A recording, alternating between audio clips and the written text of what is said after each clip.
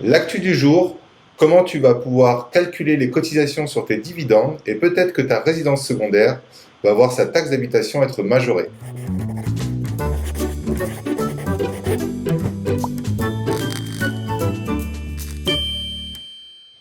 Bonjour à tous, bonjour à toi, bienvenue sur la chaîne Les Tutos Patrimoine pour ce 6e épisode de l'Actu Patrimoine. Et aujourd'hui, on va aborder deux sujets, les cotisations sociales sur les dividendes et les résidences secondaires détenues dans les sociétés civiles qui risquent de voir la taxe d'habitation être majorée. Premier point, les dividendes. Alors, on va parler d'imposition. La règle sur les dividendes, on parle de la règle lorsque tu es imposé au barème progressif.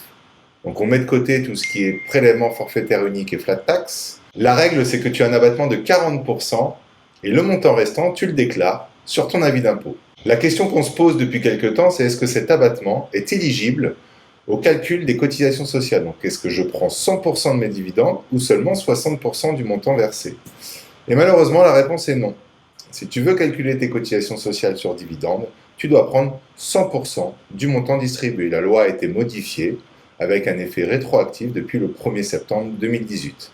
Voilà qui met fin une bonne fois pour toutes à tous les débats qu'on a pu entendre sur le sujet. N'oublie pas, point important, que ton entreprise, ta société peut prendre en charge le paiement des cotisations sociales lorsque tu te verses des dividendes.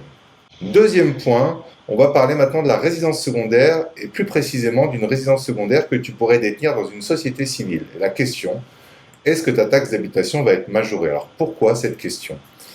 C'est important de savoir que dans les zones tendues, quand on parle de zones tendues, c'est environ 1200 communes en France, donc toutes les grandes métropoles et toutes les grandes villes de France sont concernées. Mais il faut savoir que dans ces grandes villes de France, la taxe d'habitation peut être majorée lorsqu'on a des logements vacants, notamment sur les résidences secondaires. Jusqu'à présent, lorsque c'était une société qui était propriétaire, donc lorsque j'avais par exemple une société civile qui détenait ma résidence secondaire, ça ne s'appliquait pas. Sauf que, malheureusement, une réponse ministérielle est passée par là. Et cette réponse ministérielle, qu'est-ce qu'elle nous dit? Elle nous dit que la taxe sur les logements vacants, doit s'appliquer à tous les propriétaires, que ce soit monsieur, madame ou une société civile. Pour rappel, les communes en zone tendue ont la possibilité de majorer de 5 à 60% la part communale qui compose la taxe d'habitation. Et voilà, c'est tout pour ce 6e épisode de l'Actu Patrimoine. On espère que ça t'a permis d'apprendre deux choses au minimum aujourd'hui.